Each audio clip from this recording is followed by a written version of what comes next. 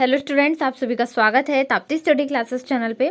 आज के इस वीडियो में हम क्लास 12th केमिस्ट्री के आपके त्रैमासिक परीक्षा जो होने वाली है 24 सितंबर से, उसके अकॉर्डिंग बहुत महत्वपूर्ण प्रश्नों को देखेंगे। साथ ही साथ ऑब्जेक्टिव क्वेश्चंस भी देखेंगे, जैसे कि सही विकल्प, रिक्त स्थान, सही जोड़ी, इनको भी देखेंगे। सबसे पहले मैं आपको सिलेबस बता देती हूँ, जो कि एमपी बोर्ड ने भी जारी कर दिया है यहाँ पर कि कौन कौन से चैप्टर्स आपको त्रैमासिक परीक्षा में केमिस्ट्री से पूछे जाएंगे। तो मैं यहाँ पर सबसे पहले आपको क्लियरली चैप्टर्स बता देती हूँ कौन कौन से चैप्टर्स है वो चैप्टर्स है चैप्टर 1।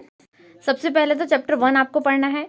उसके बाद में क्या करना है, चैप्टर 2 भी आपको पढ़ना है इसी प्रकार से। और उसके बाद में चैप्टर 6, 7, 8 और 16, ठीक है, इतने चैप्टर आपको पढ़ना है।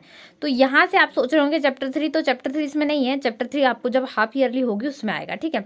तो चैप्टर 1 और चैप्टर 2 तो आप पढ़ेंगे ही। इसके साथ में ही सबसे इंपॉर्टेंट नोट करने वाली चीज़ है, इंपॉर्टेंट नोट जो सभी को जानना जरूरी है क्लास 12th के लिए, कि इस बार आपको पेपर का जो पैटर्न है वो चेंज हो चुका है।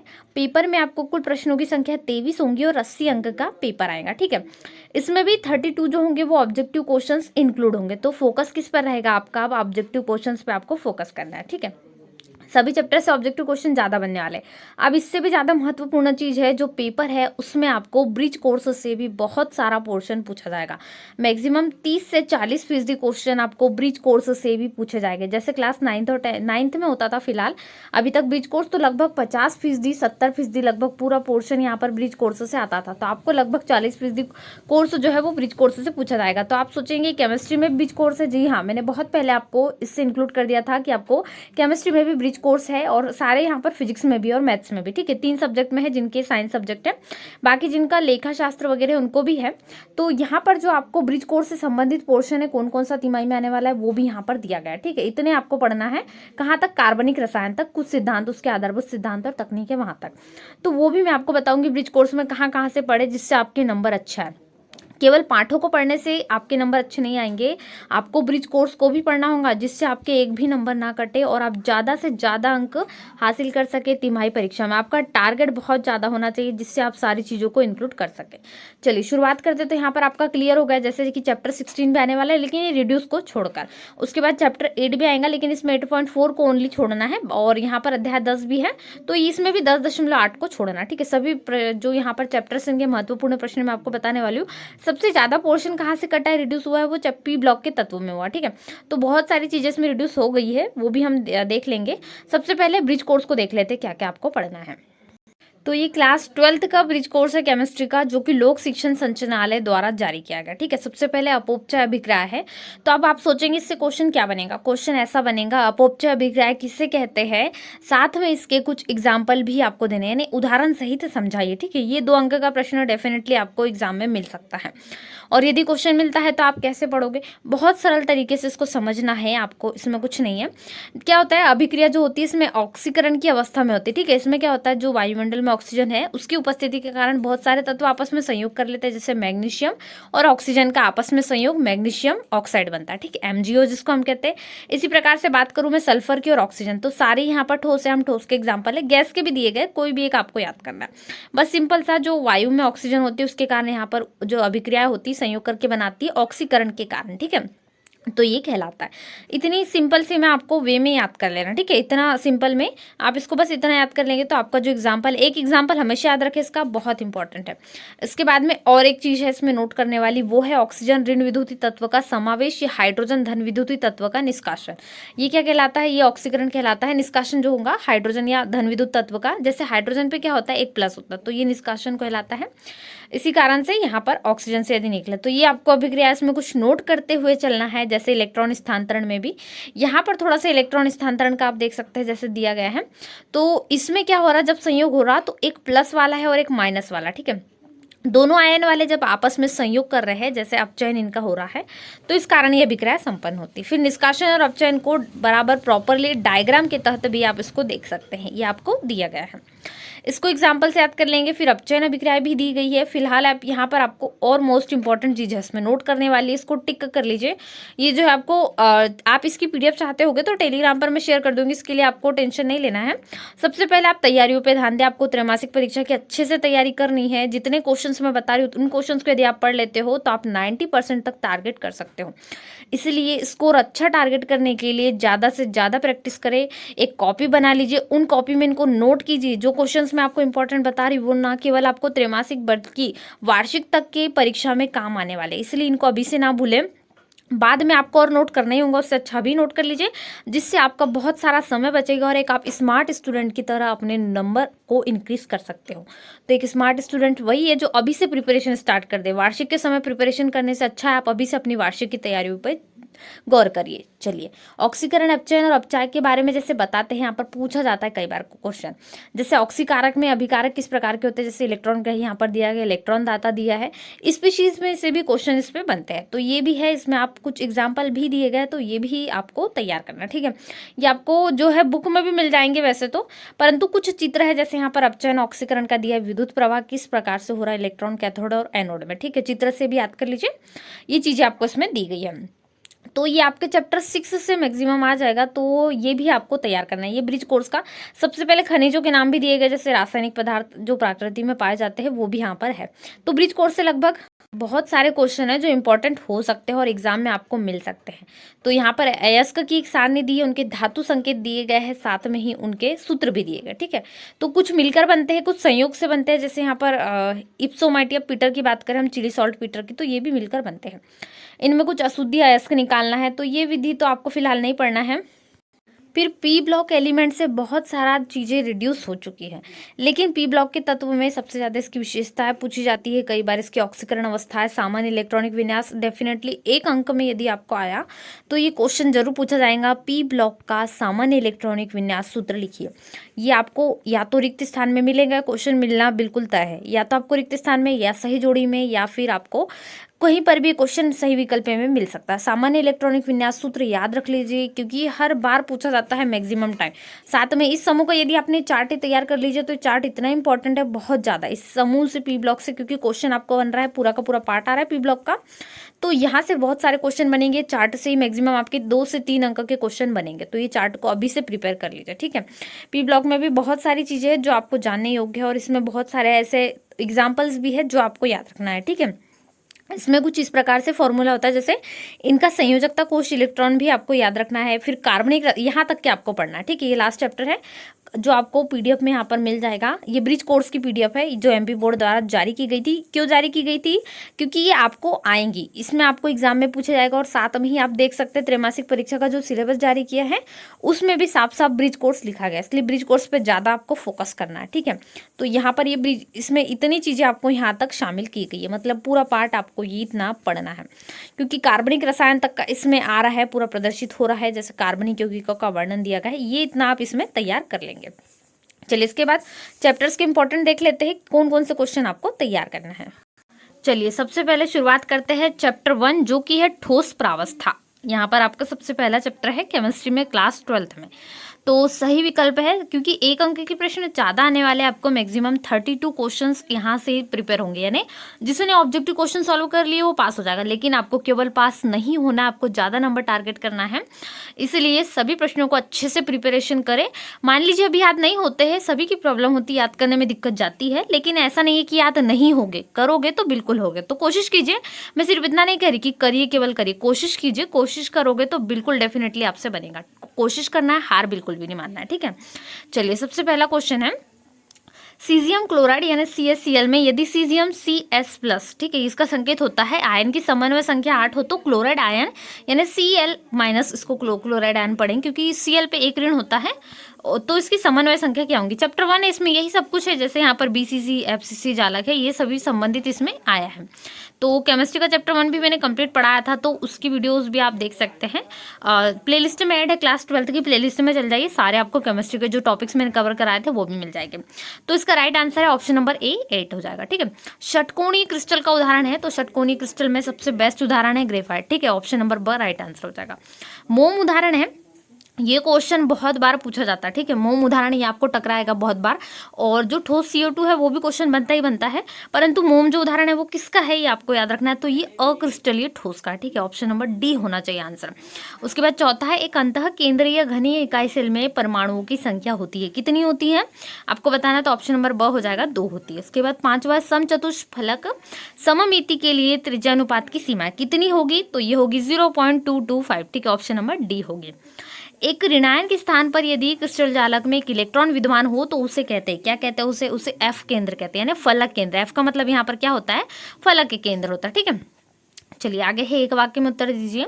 चतुष्फलकीय रिक्तिका का त्रिज्या अनुपात लिखिए, मतलब कितना होता है त्रिज्या अनुपात। तो त्रिज्या अनुपात मैक्सिमम मैं बता देती हूँ कितना होता है, 0.255 अभी हमने देखा, से लेकर कहाँ तक होता है, ये होता है 0.414 तक। ठीक है, क्या लिखेंगे 0.255, देखिए वीडियो देखते देखते याद हो जाएगा, से लेकर 0.414 तक। चलिए उसके बाद धात्विक पदार्थों की विद्युत चालकता का ताप पर क्या प्रभाव पड़ता है।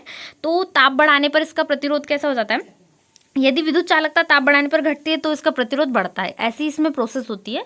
मतलब आप इसको याद कैसे रखोगे, यानी विद्युत चालकता जैसे ही बढ़ी तो क्या होगा, ताप बढ़ाने पर विद्युत चालकता का, यहाँ पर क्या होगा, जैसे ही ताप हमने बढ़ा दिया तो विद्युत चालकता घट जाएगी, इस प्रकार से होता है। यानी विद्युत चालकता क्या होगी, डिक्रीज हो जाएगी इस प्रकार से। ठीक है, और यहाँ पर इसका प्रतिरोध कैसा हो जाएगा, बढ़ जाएगा। तो ये आपको याद रखना है। समन्वय संख्या क्या होती है, तो किसी क्रिस्टल जालक में जब एक आयन होता है तो एक आयन जितने विपरीत आयनों से घिरा रहता है, जैसे हमने CH Cl का देखा उदाहरण, तो CS यहाँ पर 8 था, तो उसी प्रकार से Cl भी इसके विपरीत आयन, मतलब एक जो आयन होता है वो जितने विपरीत, यहाँ पर देखिए विपरीत है, प्लस S का विपरीत माइनस, जितने विपरीत आयनों से घिरा रहता है वो संख्या उसकी क्या कहलाती है, समन्वय संख्या कहलाती है। याद होगी आपको परिभाषा। चलिए इकाई कोशिका, इकाई कोशिका क्या होती है, तो जो इकाई कोशिका वो जालक बिंदुओं पर होती है। ठीक है, तो जालक बिंदुओं का पुनरावृत्ति योग, ध्यान से लिखना है आपको, जालक बिंदुओं का पुनरावृत्ति योग जो होता है सूक्ष्मतम भाग इकाई को ही हम क्या कहते हैं, यहाँ पर इसको कहते हैं हम इकाई कोशिका। ठीक है, तो ये आपको लिख लेना है, आराम से मिल जाएगा आपको बुक में। शाटकी दोष होने पर क्रिस्टलों के घनत्व पर क्या प्रभाव पड़ता है, इससे क्या होता है, घनत्व कम होता है। जैसे शाटकी दोष यदि पाया जाता है तो घनत्व कम होता है, याद रख लेना आपको, घनत्व पर प्रभाव इस प्रकार पड़ता है। डोपिंग क्या है, जैसे हमारे पास पूरा शुद्ध दूध है, हम उसमें पानी मिला दे तो ये एक प्रकार से डोपिंग भी हुआ। बहुत अच्छे से याद रखने के लिए आपको सिंपल सा उदाहरण, तो कुछ अशुद्धि मिलाना उसमें, वो क्या कहलाती है, डोपिंग। तो अब यहाँ यौगिक की बात हो रही है, तो किसी तत्व या यौगिक में किसी भी प्रकार की अशुद्धि की अल्प मात्रा मिलाने को डोपिंग कहा जाता है, या ये प्रोसेस क्या कहलाती है, प्रक्रिया डोपिंग कहलाती है। आसानी से याद हो जाएगी। इसके बाद आपको जो चैप्टर आ रहा है वो है चैप्टर 2, जो कि है विलयन। ये भी मैंने पूरा कंप्लीट करवाया, जैसे यहाँ पर विलयन, विलायक, विलय, मोलों की प्रभाज, ये भी मैंने कराया है, तो ये भी आप प्लेलिस्ट में जाकर देख लीजिए जल्दी से। ठीक है, मोल प्रभाज अंश को समझाइए, सबसे पहला क्वेश्चन है, तो ये क्वेश्चन को आपको तैयार कर लेना है। इसमें 2 अंक वाले और 3 अंक वाले प्रश्न ज़्यादा है। फिर मोलरता को परिभाषित याद कर रखिए, जितने मैं आपको यहाँ पर बता रही हूँ इन जैसे मोलरता को परिभाषित कीजिए। तो आप केवल परिभाषा नहीं लिखोगे, मोलरता का फॉर्मूला भी आपको लिखना होगा, इससे आपके नंबर कटेंगे ही नहीं, नंबर ज़्यादा से ज़्यादा मिलने के चांसेस आपको है। ठीक है, फिर नॉर्मलता है, अणुसंख्यक गुणधर्म है, अर्धपारगम्य झिल्ली, और PPM क्या होता है ये भी आपको बताना है। इसकी परिभाषा जहां मात्रक आता हूं वहां मात्रक भी नोट कर लीजिए, जैसे परिभाषा उसका मात्रक हो तो मात्रक भी लिख दीजिए, बहुत अच्छा होता है। अब कई बार अंतर आते हैं तो अंतर को भी बाकायदा आपको बहुत अच्छे से लिखना है, बॉक्स में पैक करके अच्छे से। फिर परासरण, परासरण दाब और समपरासरी विलयन भी है, आदर्श अनादर्श विलयन में अंतर, जैसे अंतर आ गया 3, तो अच्छे से 3 परफेक्ट अंतर होना चाहिए, ऐसा नहीं कि एक एक्स्ट्रा भी लिख रहे हो और उसमें से भी एक गड़बड़, ऐसा नहीं, तीनों यदि अंतर बहुत अच्छे से याद है वही ये लिखिए। ठीक है, फिर मोललता ज्ञात कीजिए शुद्ध जल की, बहुत इंपॉर्टेंट क्वेश्चन है, क्वेश्चन नंबर 3, डेफिनेटली हर बार पूछा जाता है ये भी। इसके बाद क्वेश्चन नंबर 4 है परासरण दाब क्या है, परासरण और विसरण में कोई 2, ये क्वेश्चन अलग अलग भी आ सकते हैं, जैसे 1 अंक में आ गया या 2 अंक में आ गया परासरण दाब क्या है, और फिर 2 अंतर आ गया तो ये 2 अंक में होगा, इसी प्रकार से। ठीक है, मैंने हेनरी का नियम भी करवाया है, हेनरी का नियम भी देख लीजिए, हेनरी का नियम लिखना है, उसके अनुप्रयोग भी लिखना है। ठीक है, दोनों साथ में ही आते हैं, कई बार नियम ही आ जाता है 2 अंक का। ठंडे देशों में गाड़ी के रेडिएटर में जल के साथ ग्लाइकल का प्रयोग होता है, क्यों, ये भी बहुत अच्छा क्वेश्चन है, ये भी आपको तैयार करना है। इसके बाद अगले क्वेश्चन की ओर बढ़ते हैं। इसके बाद जो चैप्टर 6 है वो अभी मैं फिलहाल के लिए छोड़ रही हूँ, और चैप्टर 16, ठीक है, 2 चैप्टर के जो क्वेश्चंस है इंपॉर्टेंट वो आपको नेक्स्ट वीडियो मिलेंगे, तब तक हम चैप्टर 7 के देख लेते हैं। ठीक है, P ब्लॉक के तत्व इंपॉर्टेंट है ये भी, यहाँ से सबसे पहले सामान्य सूत्र भी मिलेगा आपको, और कुछ एक्स्ट्रा मिले तो इनके तत्वों की विशेषता है, जैसे बहुत सारे इसमें P ब्लॉक में जो तत्व आते हैं उनमें मिलेगी, तो इसकी भी डिटेलिंग हम नेक्स्ट वीडियो में कर लेंगे। फिलहाल कुछ 1-1 अंक 2-2 अंक के जो क्वेश्चन है वो देख लेते हैं।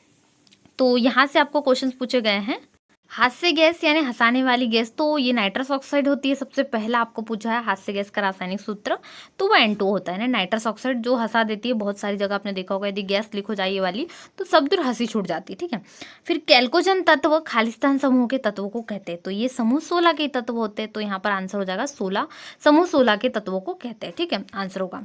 उसके बाद है समूह 17 के तत्व सामान्यतः खालिस्तान, ये तो हेलोजन परिवार से, तो हेलोजन कहलाते हैं, जैसे क्लोरीन हो गया, फ्लोरीन, ब्रोमीन, आयोडीन, ये सारे तत्व हेलोजन परिवार के कहलाते हैं। इसके बाद है क्लोरीन की खोज क्लोरीन की खोज किसने की थी? खालिस्तान ने की थी। तो क्लोरीन सबसे पहले शीले ने लाया था, ठीक है। तो यहाँ पर आंसर आपका हो जाएगा शीले। लास्ट में आपको इंपॉर्टेंट क्वेश्चन है भी, हर बार पूछा जाएगा। उसके बाद सही जोड़ी है, ठीक है। चलिए सही जोड़ी देख लेते हैं। तो हाइड्रोजन जो सल्फाइड है ये क्या है? एक प्रयोगशाला अभिकर्मक, यानी ऑप्शन नंबर फर्स्ट आप मिलान करोगे प्रयोगशाला अभिकर्मक से। दूसरा है नारंगी धूम, ये किसकी होती है? CrO2Cl2 की होती है। उसके बाद क्लोरीन द्वारा रंगीन पदार्थों का निरंजन, इसका मिलान होगा ऑक्सीकरण क्रिया से, ठीक है। ये ऑक्सीकरण क्रिया से संबंधित होता है। फिर रासायनिक रूप से अभिक्रियाशील जो पदार्थ है वो कौन से होते हैं? तो क्वेश्चन नंबर आपको 4 है, वो उत्कृष्ट गैस के अंतर्गत आते हैं, ऑप्शन नंबर अ हो जाएगा। फिर साइन बोर्ड में प्रयुक्त गैस होती है, ये कौन सी होती है? तो लास्ट वाला हमारा नियॉन बच रहा है, ठीक है। तो आंसर लास्ट का नियॉन हो जाएगा। फिर से आपको मैच करना है तो अच्छे से देख लीजिए। हाइड्रोजन सल्फाइड जो होता है वो प्रयोगशाला अभिकर्मक होता है। इसके बाद दूसरा जो है नारंगी ध्रुव, वो इस प्रकार से हो जाएगा नारंगी ध्रुव। तीसरा है क्लोरीन द्वारा रंगीन पदार्थों का निरंजन, ये हो जाएगी ऑक्सीकरण क्रिया। उसके बाद चौथा है वो हो जाएगा क्या? उत्कृष्ट गैस। और पांचवा हो जाएगा नियॉन, ठीक है। इतना इस प्रकार से आपको मिलान कर लेना है। आगे है यहाँ पर 5 अंक के प्रश्न। ओस्टेवाल्ड विधि बहुत ही महत्वपूर्ण है। फिर 17वें समूह के तत्व कौन कौन से, इनकी गुण की विवेचना मैंने जैसा बताया, इलेक्ट्रॉनिक विन्यास तो आएगा ही आएगा, विद्युत ऋणात्मकता और ऑक्सीकरण अवस्था जैसा वो चार्ट मैंने आपको बताया है, वो चार्ट भी इंपॉर्टेंट है जो ब्रिज कोर्स में आया है। फिर ओजोन क्या है? ओजोन बनाने की विधि और गुण और उपयोग, उत्कृष्ट गैस है, इन गैसों के उपयोग भी, अमोनिया निर्माण की हैबर प्रक्रम की आवश्यक रेखा चित्र सही समझाना है। उत्कृष्ट गैस सामान्यतः आसानी से यौगिकों का निर्माण नहीं करती, किंतु जिनान कुछ यौगिक बनाती, कारण स्पष्ट करते हुए यौगिक के संरचना सूत्र भी आपको बनाना है। ये कुछ प्रश्न है। चलिए आगे और देखते हैं। चलिए इसके बाद चैप्टर 8 भी आ रहा है आपको, डी और एफ ब्लॉक के तत्व, ये ठीक है, ये दोनों आ रहे हैं। तो डी ब्लॉक के तत्व क्या कहलाते हैं? तो हम इनको संक्रमण तत्व कहते हैं। क्या कहते हैं? जनरली संक्रमण तत्व। इसके बाद जो एफ ब्लॉक होते हैं हम उसको अंतः संक्रमण तत्व कहते हैं। क्या कहते हैं? अंतः संक्रमण। तो पहले का संक्रमण आ जाएगा, फिर उसमें आगे दूसरे में जोड़ देंगे और अंतः संक्रमण तत्व हो जाएगा, ठीक है। अंतः संक्रमण तत्व। फिर संक्रमण धातुओं के आयन कैसे होते हैं? रंगीन होते हैं। ये भी क्वेश्चन एक बनता है, जैसे इनके आयन जो होते हैं रंगीन होते हैं जबकि इनके नहीं होते, तो ऐसा आपको क्वेश्चन आता है कई बार। कारण बताऊं मैं। डी ब्लॉक के तत्वों का अध्ययन आवर्त सारणी में खालिस्तान रूप में करते हैं, तो ये भी आपको आंसर बताना है। तो हम या तो संक्रमण तत्व के रूप में करते हैं या SOP के माध्यम के रूप में करते हैं, ठीक है। SOP के रूप में इस प्रकार से करते हैं। फिर है संक्रमण तत्व उष्मा और विद्युत के कैसे होते हैं? सुचालक होते हैं। तो यहाँ पर आपका लिख देना है क्या? सुचालक। और जो यहाँ पर आप दोनों लिख सकते हैं, जैसे अध्ययन आवर्त सारणी में हम किस में करते हैं? संक्रमण तत्व के रूप में। तो आंसर आप सिर्फ संक्रमण तत्व लिख सकते हैं इस प्रकार से। चलिए आगे है। चलिए इसके बाद है लाल रक्त कोशिका, सही जोड़ी है आपको 1 अंक के लिए, प्रत्येक 5 यहाँ पर है तो 5 अंक की सही जोड़ी हो जाएगी। तो लाल रक्त कोशिका Fe यानी आयरन से इसका मिलान हो जाएगा। फिर एक्टिनाइट श्रेणी, जैसे एक्टिनाइट से है तो ये 5F में आती है, ठीक है। फिर लेंथेनाइट तो ये 4F में आ जाती है, दोनों ही श्रेणियाँ होती हैं। फिर प्रथम संक्रमण श्रेणी यहाँ पर आपको पूछा गया है तो ये 3D हो जाएगी, ठीक है। उसके बाद है परमाणु क्रमांक 28 किसका होता है? निकिल का, तो यहाँ पर Ni आ जाएगा, ये आपको लिख लेना। तो ये सही जोड़ी मिलान कर लेना ध्यान से आपको। उसके बाद है संक्रमण तत्वों का इलेक्ट्रॉनिक विन्यास क्या है? फिर से आपको पूछा गया है। फिर देखिए मैंने पूछा था आपको, यही क्वेश्चन बताया था कि रंगीन आयन क्यों बनाते, क्वेश्चन आता है। फिर एफ ब्लॉक को कितनी श्रेणी में बांटा गया? संक्रमण धातु आसानी से मिश्र धातु बना लेती, क्यों? संक्रमण तत्व क्या है? और प्रथम संक्रमण श्रेणी के तत्वों के नाम लिखना, ठीक है। ये आपको क्वेश्चन तैयार कर लेना। 3 अंक के सारे महत्वपूर्ण प्रश्न है। उसके बाद अगले प्रश्नों को देखते हैं। इसके बाद है हेलो एल्केन और हेलो एरिन, ठीक है। यहाँ से आपको हेलाइड की बनाने की अधिकतर आती है क्रिया, जैसे इसमें जो तीनों हेलाइड में है यहाँ पर आपको अंतर भी पूछा जाता है कई बार, बनाने की प्रक्रिया क्रियाविधि पूरी स्पष्ट करने आती है, तो ये भी इंपॉर्टेंट है। उसके बाद हेलोजन यौगिक की संरचना भी आती है, जैसे कुछ हेलोजन यौगिक यहाँ पर एग्जाम्पल के तौर पे दिए, जैसे 2-क्लोरो-3-मेथिल पेंटेन, और यहाँ पर पेंटा ब्रोमो क्लोरोबेंजीन, फिर 1-क्लोरो-4-एथिल साइक्लोहेक्सेन, फिर 2-ब्रोमोब्यूटेन, 1,4-डाई ब्रोमोब्यूटेन 2-इन, ठीक है। ये भी पूछा जाता है। फिर यहाँ से क्वेश्चन है क्लोरीन यद्यपि इलेक्ट्रॉन अपचयक समूह है, फिर भी यह एरोमेटिक इलेक्ट्रॉन रागी प्रतिस्थापन अभिक्रियाओं में आर्थो तथा पैरा निर्देशक है, क्यों? ठीक है, दोनों कंडीशन में पूछते हैं। फिर चौथा, एकाण्विक नाभिक रागी प्रतिस्थापन और द्विआण्विक नाभिक रागी प्रतिस्थापन अभिक्रिया को समझाइए। फिर मोस्ट इंपॉर्टेंट समीकरण पूछते हैं। देखिए सबसे ज्यादा यहाँ से समीकरण बनेंगे, क्योंकि यहाँ से क्वेश्चंस में आपको करना है। इसमें से कुछ चैप्टर रिड्यूस भी हो चुका है, जैसे कि सबसे पहले अब यहाँ पर हम लेंगे हेलोजनीकरण है, नाइट्रोजनीकरण है, सल्फोनीकरण, फिडलक्राफ्ट। मेरे ख्याल से यहाँ पर सबसे ज्यादा इंपॉर्टेंट फिडलक्राफ्ट और यहाँ पर सल्फोनीकरण। वैसे तो चारों इंपॉर्टेंट है, कोई भी छोड़ने लायक नहीं है, परंतु एक जो है बहुत ज्यादा इंपॉर्टेंट है, वो है फिडलक्राफ्ट अभिक्रिया। अलग से सेपरेट भी पूछी जाती है 2 अंक में या 3 अंक में भी कई बार पूछेंगे, ठीक है। पीडल क्राफ्ट अभिक्रिया का समीकरण तो आपको बिना याद कर एग्जाम देने नहीं जाना, ठीक है। पीडल क्राफ्ट हर बार पूछी गई है, पुराने पेपर उठाकर देख लीजिए, सभी पेपर में आपको मिलती है। तो इस प्रकार से आज के इस वीडियो में हमने क्लास 12th केमिस्ट्री के जितने चैप्टर्स आपको पूछे जाने वाले उन सभी को देखिए। बस आपका चैप्टर 6 और चैप्टर 16 बचा हुआ है, तो ये चैप्टर भी आपको जल्दी मिलेंगे मोस्ट इंपॉर्टेंट क्वेश्चंस के साथ में, साथ ही इनके ऑब्जेक्टिव भी। तो इस प्रकार के वीडियोस के लिए सबसे पहले चैनल को जरूर सब्सक्राइब कर ले, वीडियो को लाइक करना बिल्कुल भी ना भूलें और साथ ही वीडियो को शेयर जरूर करें अपने सभी दोस्तों के साथ में। इतने सारे वीडियोस हमने इंपॉर्टेंट क्वेश्चन के यहाँ पर देखे हैं, तो इसके लिए एक सब्सक्राइब तो बनता ही है। तो जल्दी से चैनल को सब्सक्राइब कर लीजिए, अपने सभी दोस्तों में भी शेयर कर दीजिए, ताकि उन सभी फ्रेंड्स की भी हेल्प हो सके जिनको इंपॉर्टेंट क्वेश्चन नहीं मिल पा रहे या वो किसी कारण पढ़ाई नहीं कर पा रहे, जिससे उनकी पढ़ाई अच्छे से हो सके। तो ऐसे वीडियो के लिए चैनल से जुड़े रहिए, चैनल को सब्सक्राइब कर लीजिए, दोस्तों में भी शेयर कर दीजिए। मिलते हैं नए वीडियो में, तब तक वीडियो को लाइक शेयर करना बिल्कुल भी ना भूलें। Thanks for watching.